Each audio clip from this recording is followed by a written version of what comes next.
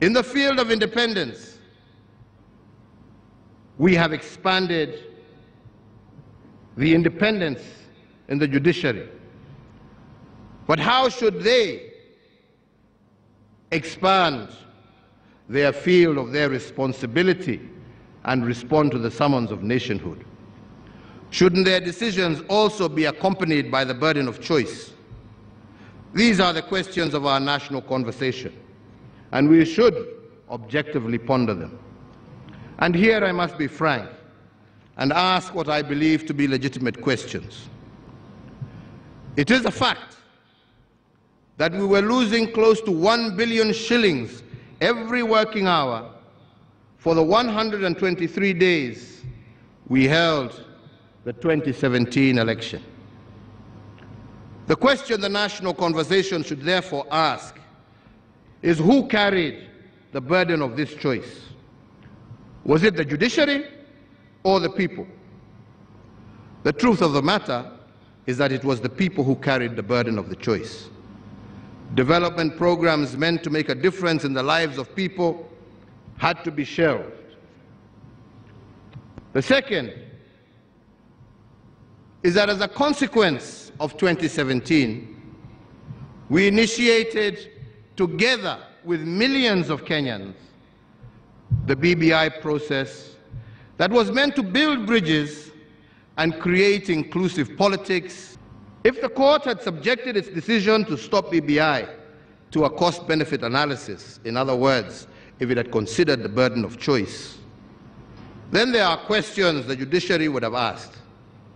If we indeed were at a constitutional moment, is a decision against BBI a decision in support of the status quo? If BBI were to be stopped, who carries the burden of choice? On whose shoulders will ethnic majoritarianism rest? And who will carry the burden of losing 30% of our national budget every 5 years due to the toxic politics that BBI sought to resolve? The judiciary would have asked itself another question. Can Kenya truly be a democracy if the people are denied the opportunity to express their sovereign and supreme choice at the ballot box on the basis of elevating technicalities over the overriding objectives of the law? Our Constitution, fellow Kenyans, is not a yoke around our necks, but rather it should be a mighty sword that can break the chains that limit all of us as citizens. The moral foundations of justice demands that the judiciary bears the burden of choice and the consequences therefore, especially when the burden of judicial choices is proposed to be carried out by the people. I will now end briefly with the fourth frame of our national question this day. For us to secure what we have achieved in 58 years, we must not make politics the heat and the light of our national existence. Instead, we must endeavor to pursue political stabilization by any means necessary. I say so because stability and peace is the lifeblood of our republic. What we have built for 58 years can be destroyed in one day of political instability. But we cannot engage in political stabilization if we continue to live in political denial. For instance, and I will say it again, everyone knows that the BBI is good. It's good for our country. It is even good for those people who are unhappy with it. But too many Kenyans have embraced fear of change over the need to continuously strive for a more fair, just, peaceful, cohesive, and democratic Kenya.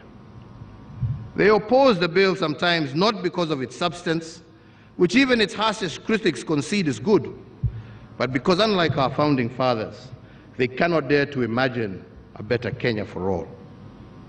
Fellow Kenyans, As I said of the judiciary, their decisions must consider the letter of the law, but fundamentally, the spirit of the law must also guide them. I say so with all humility because the spirit of the law is the light that will illuminate the burden of the choices that they make.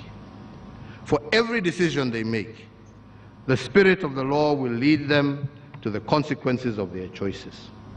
The judiciary should be guided by the spirit of the law, and political stabilization will be easily achieved. And as for all of us, the political elite of this country, if we are going to continue to remain short-termist and self-serving, the consequence of our choices will become a permanent burden on our people. Let it be clear to all Kenyans, short-termism is not the path to political stabilization.